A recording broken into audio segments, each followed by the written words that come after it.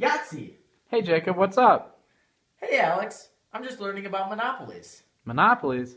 That's not how you learn about monopolies. How do you learn about monopolies? Well, I'll show you.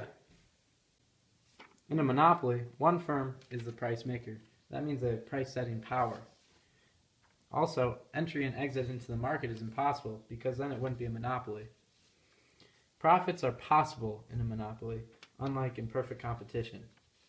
Also, marginal revenue equals marginal cost, and that is the profit maximizing output.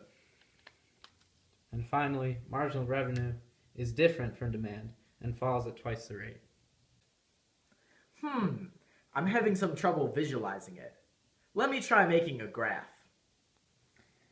Okay, so in a monopoly, you have the demand curve going down. Unlike in perfect competition, the demand is different from the marginal revenue, which falls at a rate of 1/2 the demand. You also have the average total cost,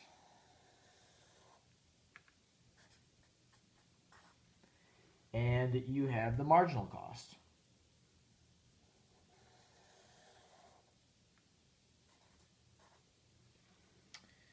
This is a monopoly incurring profit. As you know, the output at which the monopoly incurs profit is when the marginal cost is equal to the marginal revenue, right here.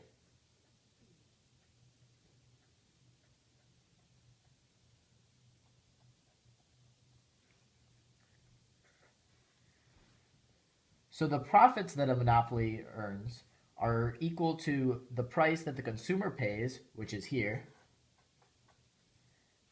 minus the average total cost at that output.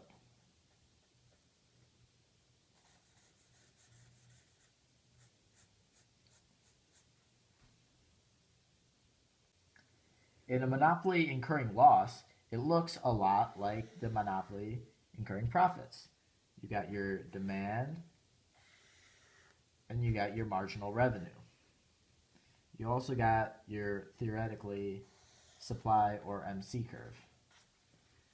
The average total cost, however, is going to be higher than the price when the marginal cost is equal to the marginal revenue.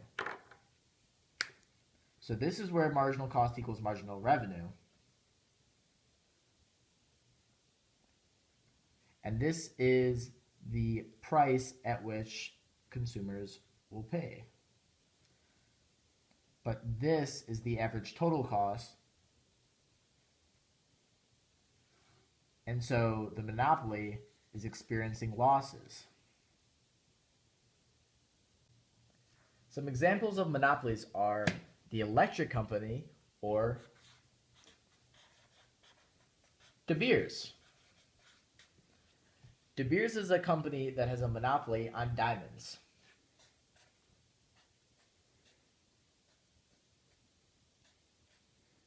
Nice diamond, Jacob.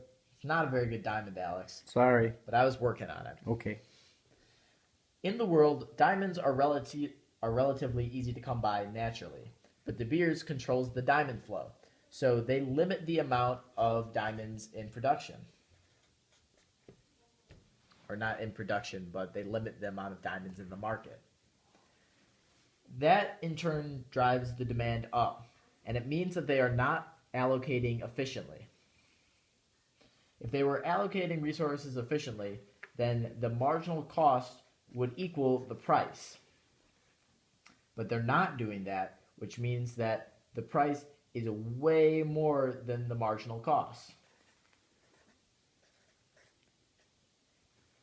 This means that they are able to incur way more profits and make tons of money. That's some money bags, because that's what De Beers got. They got money bags. Thanks, Jacob, for that enlightening discussion. A natural monopoly exists when economies of scale provide a large cost advantage to a single firm that produces all of an industry's output. Nike, for example, supplies almost all the gas in this state because of the large fixed costs in supplying towns with gas. But because it is able to cater to so many people, it can spread the fixed costs over a large volume. Thus, it has a lower ATC than smaller firms. ATC falls as output increases. Hey Alex, Hey Jacob. it sounds like monopolies would be pretty bad for the consumer. So, what would the government do to make it easier on the consumer who needs products that a monopoly produces? Well, what the government can do is implement a per unit subsidy, which allows for the monopoly to produce more while still making the same amount of money, therefore benefiting both the monopoly and the consumer. Well, I guess I learned a lot. Checkmate.